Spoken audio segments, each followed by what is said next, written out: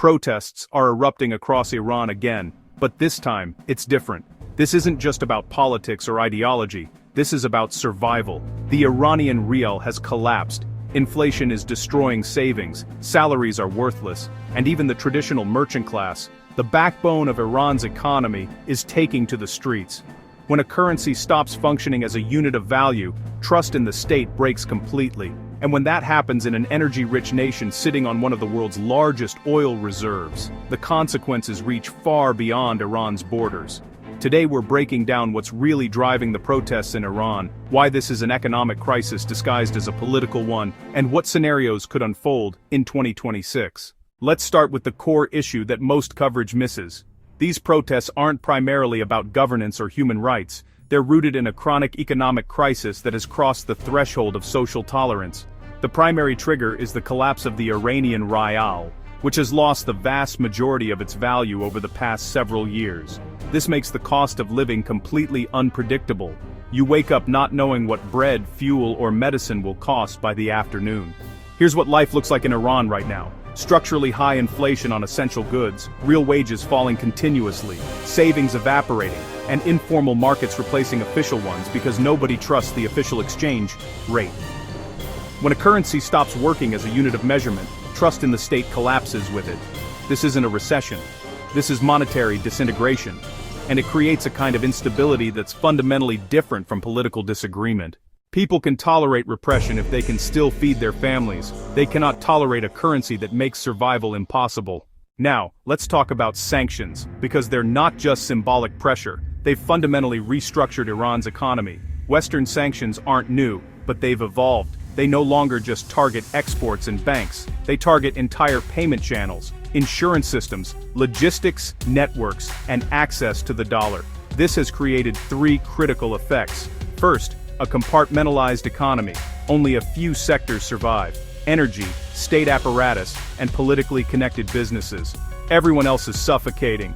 Second, enrichment of regime-connected elites. When legitimate markets collapse, black markets thrive, and those markets are controlled by people with power and access. Sanctions don't hurt the regime equally. They concentrate wealth upward. Third, progressive impoverishment of the urban and commercial population. The merchant class in places like Tehran's Grand Bazaar used to be the stabilizing force in Iranian society. When they protest, it's a signal that the crisis has become systemic. These are not radicals. They're business owners watching their life's work evaporate. Iran's traditional markets are the thermometer of the system. And right now, they're showing that the economy has a fever that won't break. Here's where Iran is trapped. It's not just economic difficulty, it's a political economic doom loop. To stop inflation, Iran would need structural reforms, open markets, transparent exchange rates, reduced state control, and reintegration into the global financial system. But those reforms would reduce regime control. And control is the only tool the regime has left. So here's the spiral. More inflation leads to more protests. More protests lead to more repression. More repression drives away investment. Less investment means less economic activity. Less activity means more inflation. This isn't cyclical, it's a progressive deterioration. And there's no exit ramp that doesn't involve the regime giving up power or the economy collapsing completely. This is what makes the situation so dangerous. It's not a temporary crisis that can be managed with subsidies or symbolic reforms. It's a structural trap where every response makes the problem worse. Now here's the cruel irony. Iran sits on massive oil and gas reserves. It's one of the most energy-rich countries on Earth, but it can't monetize that wealth effectively. Most of Iran's oil sales happen with steep discounts, through intermediaries, in non-convertible currencies, with delayed payments. This means the state collects less revenue, the central bank can't defend the exchange rate, and the population pays the price. Iran is a resource-rich country that's liquidity poor. It has wealth in the ground but can't turn it into dollars, euros, or anything that markets actually want. The sanctions architecture has essentially cut Iran off from converting its natural resources into stable currency. And, when your currency is collapsing but you can't access hard currency to stabilize it, you're stuck watching your economy implode in slow motion. Let me explain why this wave of protests is different from previous ones. In past crises, Iran had a stable middle class that could be pacified with subsidies, symbolic reforms, or promises of future growth. That middle class no longer exists in any meaningful way. There are no sufficient subsidies to distribute, and there's no credible growth story to sell. When people protest because their money is worthless, they're not asking for reforms, they're asking for survival. That's a fundamentally different kind of demand, and it can't be negotiated away with concessions at the margins. This is what makes the situation unpredictable. The regime can't offer what people need, which is a functioning economy, and the population can't accept what the regime offers, which is stability without prosperity. Now let's talk about why this matters beyond Iran. An unstable Iran is not a local problem. It's a global risk with multiple transmission channels. First, regional energy shocks. Any disruption to Iranian production or to shipping routes in the Persian Gulf affects global oil prices immediately. Second, militarization of the Gulf.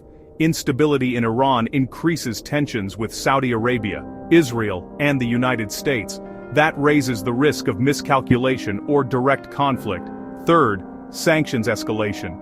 More instability could trigger additional sanctions, retaliatory actions, or secondary sanctions on countries still trading with Iran. Fourth, pressure on commodity markets. Energy uncertainty drives capital into safe haven assets like gold and pushes up oil risk premiums. Markets tend to ignore these tensions until they directly impact prices, and when they do, it's always too late to position defensively. Let me give you 3 realistic scenarios for how this unfolds. Scenario 1, forced control. The most likely outcome. Repression continues, the informal economy expands, currency devaluation continues, but the regime holds, stability on the surface, deterioration underneath. Scenario 2, monetary collapse, total loss of confidence in the currency, informal dollarization, commercial chaos, and potential regime fracture, lower probability but catastrophic impact. Scenario 3, external shock. Geopolitical escalation transforms Iran's crisis into a global problem through energy disruptions, military conflict, or financial contagion. Here's the bottom line. Iran's protests are not an event, they're a process. They're not just about rights or politics, they're about money, trust, and economic survival. When a country loses control of its currency, it loses control of society. And when that happens in an energy powerhouse, markets eventually pay attention. Subscribe for more analysis on geopolitics, markets, and the forces shaping the global economy. And let me know in the comments which scenario you think plays out. I'll see you in the next one.